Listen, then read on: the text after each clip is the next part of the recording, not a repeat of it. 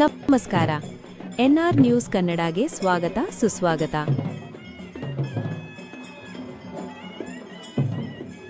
ಬೆಳಗಾವಿ ಜಿಲ್ಲೆ ಗೋಕಾಕ್ ತಾಲೂಕಿನ ರೆಡ್ಡೇರ್ಹಟ್ಟಿ ಗ್ರಾಮದಲ್ಲಿ ಭಾರತೀಯ ಸೇನೆಯಲ್ಲಿ ಸೇವೆ ಮಾಡಿದ ಶ್ರೀ ಶಿವಲಿಂಗಯ್ಯ ಅಪ್ಪಯ್ಯ ಹಿರೇಮಠ್ ಇವರು 28 ವರ್ಷಗಳ ಕಾಲ 1998ರಿಂದ 2026ರವರೆಗೆ ಭಾರತೀಯ ಸೇನೆಯಲ್ಲಿ ಕಾರ್ಗಿಲ್ ಮತ್ತು ಆಪರೇಷನ್ ಸಿಂಧೂರಿನಲ್ಲಿ ಸೇವೆ ಸಲ್ಲಿಸಿ ಸುಬೇದಾರ್ ಹುದ್ದೆಯಿಂದ ನಿವೃತ್ತರಾಗಿ ಸ್ವಗ್ರಾಮಕ್ಕೆ ಆಗಮಿಸುತ್ತಿರುವ ಶ್ರೀ ಶಿವಲಿಂಗಯ್ಯ ಅಪ್ಪಯ್ಯ ಹಿರೇಮಠ್ ಇವರು ಸ್ವಗ್ರಾಮದಲ್ಲಿ ಗ್ರಾಮದ ಮುಖಂಡರು ನಿವೃತ್ತ ಸೈನಿಕರು ಭಾಗವಹಿಸಿ ಬಹಳ ಅದ್ಧೂರಿಯಿಂದ ಶ್ರೀ ಶಿವಲಿಂಗಯ್ಯ ಅಪ್ಪಯ್ಯ ಹಿರೇಮಠ್ ಅವರ ಪತ್ನಿಯಾದ ಸುಶೀಲಾ ಹಿರೇಮಠ್ ಅವರಿಗೆ ಅದ್ಧೂರಿಯ ಸ್ವಾಗತ ಮಾಡಿಕೊಂಡು ಸ್ವಾಗತ ಹಾಗೂ ಸತ್ಕಾರ ಸಮಾರಂಭ ಕಾರ್ಯಕ್ರಮ ಮಾಡಿ ಅಖಿಲ ಕರ್ನಾಟಕ ಮಾಜಿ ಸೈನಿಕರ ಹೇಮಾಭಿವೃದ್ಧಿ ಸಂಘ ಮೂಡಲಿಗಿ ಅಧ್ಯಕ್ಷರು ಚರಂತಯ್ಯ ಮಳ್ಳಿಮಠ, ಕುಂಡಲಿ ತೊಂಟಿನಕೋಟ ಕಾರ್ಯ ಅಧ್ಯಕ್ಷರು ಉದ್ದವ್ವ ಮರಕುಂಬಿ, ವೀರನಾರಿ ಹಾಗೂ ರಾಮಪ್ಪ ಮುಗುಳುಕೋಡ್ ಮುಖಂಡರು, ಗ್ರಾಮದ ಮುಖಂಡರು ಹಾಗೂ ನಿವೃತ್ತ ಸೈನಿಕರು, ಶಿವಲಿಂಗಯ್ಯ ಹಿರೇಮಠ್ ಬಂಧುಗಳು, ಸಮಸ್ತ ಗುರು ಹಿರಿಯರು ಭಾಗವಹಿಸಿದ್ದ ಅವರಿಗೆ ಸನ್ಮಾನದ ಕಾರ್ಯಕ್ರಮ ಜರುಗಿತು.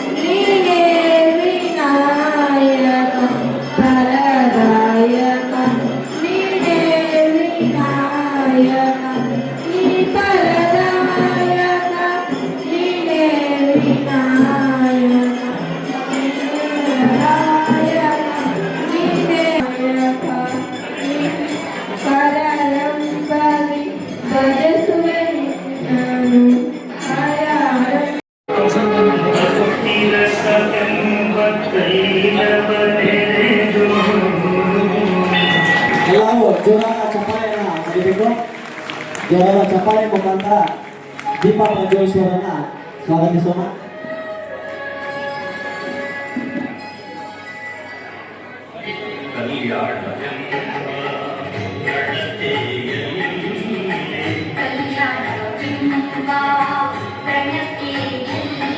ಕಾರ್ಯಕ್ರಮದ ಉದ್ಘಾಟನೆ ಸತ್ಯಭಾವದಿಂದ ಆಸಕ್ತರ ಕೇಳೋಣಯ್ಯ ನಮ್ಮ ಕೂಡಲ ಸಂಗಮ ಶರಣರ ಅನುಭವದಿಂದ ಭವದ ಕೇಳೋಣಯ್ಯ ಎಂಬ ಬಸವಣ್ಣವರ ವಚನವನ್ನ ಸ್ಮರಿಸಿಕೊಂಡು ಕಾರ್ಯಕ್ರಮದ ಉದ್ಘಾಟನೆ ವೇದಿಕೆ ಮೇಲಿರುವಂತಹ ದಿವ್ಯ ಸಾನ್ನಿಧ್ಯ ವಹಿಸಿದ ಮಹನೀಯರು, ಉದ್ಘಾಟಕರು ಎಲ್ಲರೂ ಕಾರ್ಯಕ್ರಮವನ್ನ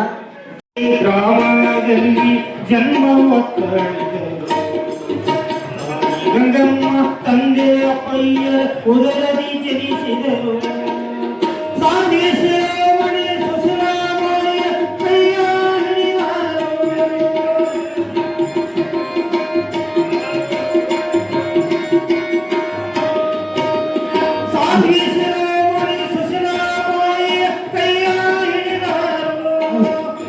ಮುತ್ತಿನಂತ ಮೂರು ಮಕ್ಕಳಿಗೆ ಜನ್ಮ ಕೊಟ್ಟರು. ಮುತ್ತಿನಂತ ಮೂರು ಮಕ್ಕಳಿಗೆ ಜನ್ಮ ಕೊಟ್ಟರು. ದೇಶ ರಕ್ಷಣೆಗೆ ಜನಿಸಿ ಬಂದ ಶಿವಲಿಂಗಯ್ಯನವರು ಜನಿಸಿ ಬಂದರು. 28 ವರ್ಷ ಭಾರತವನ್ನು ಸೇವೆ ಮಾಡಿದರು.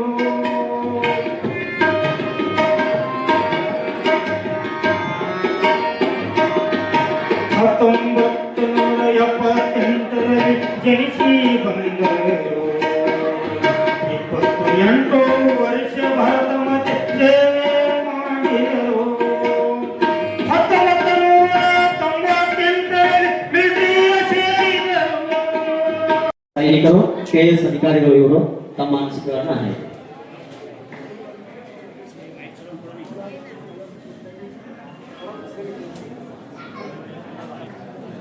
ವೇದಿಕೆ ಮೇಲೆ ಆಸೀನರಾದಂತಹ ಹಾಗೂ ಕಾರಣೀಕರ್ತರಾದಂತಹ ಶ್ರೀ ಶಿವಲಿಂಗಯ್ಯ ಹಿರೇಮಠ ಅವರ ತಾಯಿಯವರ ಮಾತೋಶ್ರೀಯವರ ಪಾದದಲ್ಲಿ ಸಹಿತ ಪಡೆದುಕೊಂಡು ಕಾರ್ಯಕ್ರಮದ ವೇದಿಕೆಯಲ್ಲಿ ಆಸೀನಂತ ಎಲ್ಲ ಸನ್ಮಾನಿತರಿಗೂ ಸಹಿತ ನಮಸ್ಕಾರಗಳನ್ನು ಸಲ್ಲಿಸುತ್ತಾ ಈ ಸಮಸ್ತ ಊರಿನ ಹಾಗೂ ಸುತ್ತಮುತ್ತ ಗ್ರಾಮದ ಎಲ್ಲ ಗುರು ಹಿರಿಯರಿಗೂ, ತಂದೆ ತಾಯಿಗಳಿಗೂ ಹಾಗೂ ಎಲ್ಲ ನನ್ನ ಮಾಜಿ ಸೈನಿಕ ಹಿರಿಯರಿಗೂ, ಮಿತ್ರರಿಗೂ, ವೃಂದಕ್ಕೂ ಸಹಿತ ಅಭೂತಪೂರ್ವಕವಾಗಿ ಈ ಕಾರ್ಯಕ್ರಮಕ್ಕೆ ಮತ್ತೊಮ್ಮೆ ಹೃದಯಪೂರ್ವಕವಾದ ಅಭಿನಂದನೆಗಳನ್ನು ಸಲ್ಲಿಸ್ತೇನೆ.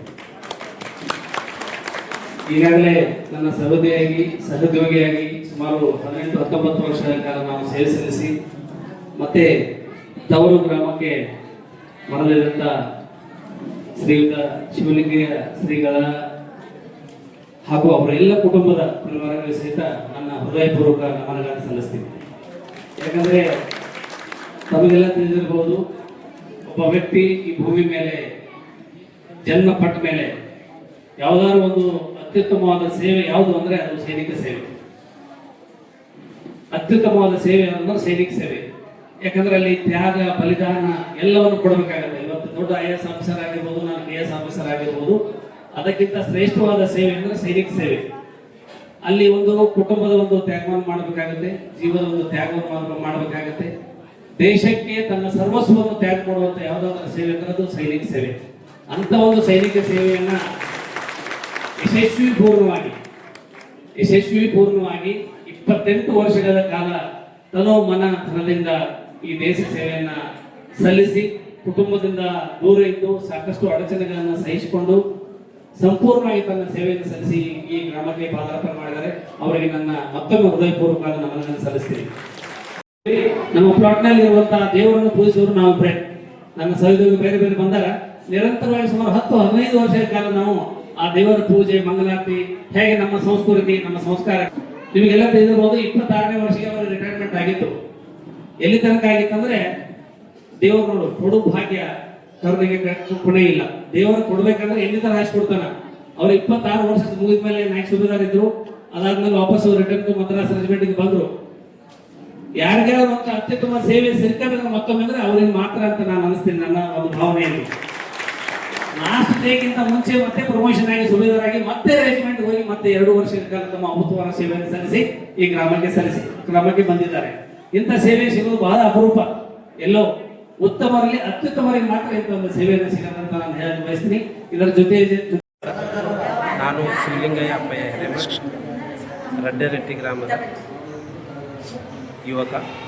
ಮೊದಲು ನಾನು 1978 ಡಿಸೆಂಬರ್ 1ರಂದು ನಮ್ಮ ಅಪ್ಪಯ್ಯ ಮತ್ತು ಗಂಗಾ ಅವರ ಉದರದಲ್ಲಿ ಹುಟ್ಟಿ, ನಾನು ನನ್ನ ಪ್ರಾಥಮಿಕ ಶಾಲೆ ರಡ್ಡೆರಟ್ಟಿಯಲ್ಲಿ ಮುಗಿಸಿ, ಹೈಸ್ಕೂಲನ್ನು ಕೌಜಿಲ್ಗಿಯಲ್ಲಿ ಮುಗಿಸಿ, ಮೂಡಲ್ಗಿಯಲ್ಲಿ PUC ಮಾಡುತ್ತಿರುವಾಗ ನನಗೆ ಸ್ವಂತ ಅಣ್ಣನಾಗಿ ಗುಳಪ್ಪ ರಾಮಪ್ಪ ಕಟ್ಟೆಯವರು ನನಗೆ ಆರ್ಮಿಯಲ್ಲಿ ಹೇಗೆ ಹೋಗೋದು ಅಂತ ಹೇಳಿ ಅವರೇ ಕರೆಸಿ ನನ್ನ ಆರ್ಮಿಯಲ್ಲಿ ಕಳಿಸಿ, ಅವರಿಂದ ನಾನು ಈ ಸ್ಥಾನಕ್ಕೆ ಬರಬೇಕಾಯಿತು. ಈಗ ನನ್ನ ವೃತ್ತಿ ಜೀವನ ಅಂದರೆ ನನ್ನ ಸೇವಕ ಜಮ್ಮು ಕಾಶ್ಮೀರ್ 38 RR ಕಾರ್ಗಿಲ್ ಆಪರೇಷನ್ ಹಾಗೂ ಲಾಸ್ಟ್ ಕೊನೆಯದಾಗಿ 1998 ಫೆಬ್ರವರಿ 28ರಂದು ಭರ್ತಿಯಾಗಿದ್ದೆ. ಲಾಸ್ಟ್ ಈಗ 2026ರಂದು ನಿವೃತ್ತಿ ಹೊಂದುವುದಕ್ಕಿಂತ ಮುಂಚೆ 2025ರಲ್ಲಿ ನನ್ನ ಇವರೇ ಗೆಳೆಯರಾದ ರಾಮಣ್ಣ ಮೂಡ್ಲಿಗಿ ಮತ್ತು ಸಿದ್ದಾರೂಢವರು, ಗುಳಪ್ಪಣ್ಣ ಅವರು ಎಲ್ಲರೂ ಫ್ಯಾಮಿಲಿ ಜೊತೆ ನನ್ನ ಉತ್ತರ ಭಾರತವನ್ನು ನೋಡಲಿಕ್ಕೆ ಬಂದಿದ್ದರು. ಆಗ ನಾವು ವೈಷ್ಣು ಮಾತಾ ನೋಡಿಕೊಂಡು ಕೆಳಗೆ ಬರುವಾಗ ಆಪರೇಷನ್ ಸಿಂಧೂರದಲ್ಲಿ ಈ ರೀತಿ ಅಂದರೆ ಜಮ್ಮು ಕಾಶ್ಮೀರದಲ್ಲಿ ನಮ್ಮ ಹಿಂದೂಗಳ ಮೇಲೆ ಅತ್ಯಾಚಾರ ಆಗಿದೆ, ಇದು ನಾವು ಯುದ್ಧವನ್ನು ಮಾಡಬೇಕು ಅಂತೇಳಿ ನಮ್ಮ ಹಿರಿಯ ಅಧಿಕಾರಿಗಳು ಹೇಳಿದಾಗ ನಾನು ಇವ್ರನ್ನೆಲ್ಲ ಸ್ಥಳಗಳನ್ನು ತೋರಿಸಿ ವಾಪಸ್ ಮೇ 1ರಂದು ಆಪರೇಷನ್ ಸಿಂಧೂರಿನಲ್ಲಿ ಭಾಗಿಯಾಗಿ ನಾನು 10-15 ಅಂದರೆ ಸಿಪಾಯಿಗಳನ್ನು ಇಟ್ಟುಕೊಂಡು ನಾನು ಅವರಿಗೆ ಕಮಾಂಡರ್ ಆಗಿ ನನ್ನ ಮುಂದುಗಡೆ 200 ಮೀಟ್ರು ಅಂದರೆ 200 ಮೀಟ್ರದಲ್ಲಿ ಪಾಕಿಸ್ತಾನದ ಟ್ಯಾಂಕ್ಗಳು, ಅವರ ಸೈನ್ಯಗಳು ಇದ್ದವು. ಅವ್ರ ಜೊತೆಯೇ ಇದ್ಕೊಂಡು ನನ್ನ ಸೈನಿಕರಿಗೆ ಹುಮ್ಮಸ್ಸನ್ನು ಕೊಟ್ಟು ಮೋಟಿವೇಶನ್ ಮಾಡಿಕೊಂಡು ಮೇ 1ರಿಂದ ಮೇ 15ರವರೆಗೆ ನಾವು ನಿದ್ದೆ ಮಾಡದೆ ಅವರ ಜೊತೆ ಹೋರಾಡಲಿಕ್ಕೆ ರೆಡಿಯಾಗಿ ಕೂತಿದ್ದೀವಿ. ಅದೇ ಮೇ 9ರವರೆಗೆ ನಮ್ಮ ಮೇಲೆ ದ್ರೋಣಗಳು ದಾಳಿ ಮಾಡ್ತಾ ಇದ್ದವು. ನಾವು ನೆಲಮನೆಯಲ್ಲೇ ಇದ್ದುಕೊಂಡು ಸೇಫಾಗಿ ನಮ್ಮ ಸೈನ್ಯದ ಬಲವನ್ನು ತೋರಿಸುತ್ತಾ ನಾವು ಅಲ್ಲೇ ಇದ್ದೀವಿ. ಲಾಸ್ಟ್ ಮೇ 9ಕ್ಕೆ ಆಪರೇಷನ್ ಸಿಂಧೂರದ ಒಂದು ಸೀಸ್ ಫೈರ್ ಅಂತ ಹೇಳಿ ಮೆಸೇಜ್ ಸಿಕ್ಕಾಗ ಮತ್ತು ಅಲ್ಲಿಂದ ನಾವು ಅಲ್ಲೇ ಇದ್ಕೊಂಡು ಒಂದು ಮೇ ಫುಲ್ ತಿಂಗಳು ಮುಗಿಸ್ಕೊಂಡು ಬಂದು ನಾವು ನನ್ನ ನೆಕ್ಸ್ಟ್ ಕ್ಯಾರಿಯರಿಗಾಗಿ ರೀಸೆಟ್ಲ್ಮೆಂಟ್ ಕೋರ್ಸ್ ಅಂತೇಳಿ MRCಗೆ ಬಂದು 28/2/2026ರಂದು ನಾನು ಈಗ ಜಸ್ಟ್ ಒಂದು 15 ದಿವಸ ಮುಂಚೆ ನಿವೃತ್ತಿ ಹೊಂದಿ ನನ್ನ ಸ್ವಗ್ರಾಮಕ್ಕೆ ಬಂದೆ. ನನ್ನ ಸ್ವಗ್ರಾಮದಲ್ಲಿ ಎಲ್ಲ ಗ್ರಾಮಸ್ಥರು ಹಾಗೂ ಮಾಜಿ ಸೈನಿಕರು, ನಮ್ಮ ಮೂಡ್ಲಿಗಿ ತಾಲೂಕಿನ AKMSನ ಮಾಜಿ ಸೈನಿಕರು ನನ್ನನ್ನು ಒಂದು ಒಳ್ಳೆಯ ರೀತಿಯಿಂದ ಸ್ವಾಗತ ಸತ್ಕಾರವನ್ನು ಮಾಡಿ ಆದರಣ ಮಾಡಿಕೊಂಡು ನನ್ನನ್ನು ಬಹಳ ಸಂತೋಷವಾಗಿ ಇಟ್ಟರು. ಹಾಗೂ ನೆಕ್ಸ್ಟ್ ಕ್ಯಾರಿಯರ್ಗಾಗಿ ನನಗೆ ಆಶೀರ್ವಾದ ಮಾಡಿ ನಾನು ಈ ರಡ್ಡರಟ್ಟಿ ಗ್ರಾಮದಲ್ಲಿ ಒಳ್ಳೆಯ ಯೋಧನಾಗಿ ಇರಲಿಕ್ಕೆ ನನಗೆ ಒಂದು ಅವಕಾಶ ಮಾಡಿಕೊಟ್ರು ಎಂದು ಹೇಳಿ ನಾನೊಂದು ಮಾತು. ತಮ್ಮ ಪತ್ನಿ ಬಗ್ಗೆ ಏನಾದರೂ ಒಂದು ಎರಡು ಮಾತಿನಲ್ಲಿ ಮುಗಿ ಸರ್. 15 ಮೇ 2002ರಂದು ನಮ್ಮ ವಿವಾಹವಾಯಿತು ಸುಶೀಲಾ ಅವರ ಜೊತೆ. ಇವರು ನಮ್ಮ ಸೋದರ ಮಾವನ ಮಗಳು.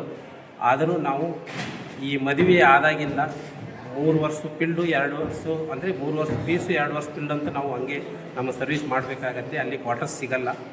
ಆದರೂ ಅವರನ್ನು ನಾವು ಎಲ್ಲಿ ಮಕ್ಕಳನ್ನ ವಿದ್ಯಾಭ್ಯಾಸಕ್ಕಾಗಿ ಒಬ್ಬರನ್ನೇ ಬಿಟ್ಟು ಮಕ್ಕಳನ್ನು ನೋಡಿಕೊಂಡು ಹಾಗೆ ನಮಗೆ ಮೋಟಿವೇಶನ್ನು ಹುಮ್ಮಸ್ಸನ್ನು ಕೊಟ್ಕೋತಾ ಅವರು ನನ್ನ ಜೊತೆ ಅವರು ಅವ್ರ ಕಠಿಣ ಜೀವನವನ್ನು ಮುಗಿಸ್ಕೊಂಡು ಈಗ ನಿವೃತ್ತಿ ಹೊಂದಿದ್ದೀವಿ. ಇನ್ಮೇಲೆ ಆದರೂ ನಾವು ಇಬ್ಬರು ಕೂತ್ಕೊಂಡು ಜೊತೆಯಾಗಿರಬೇಕಂತೇಳಿ. ಓಕೆ.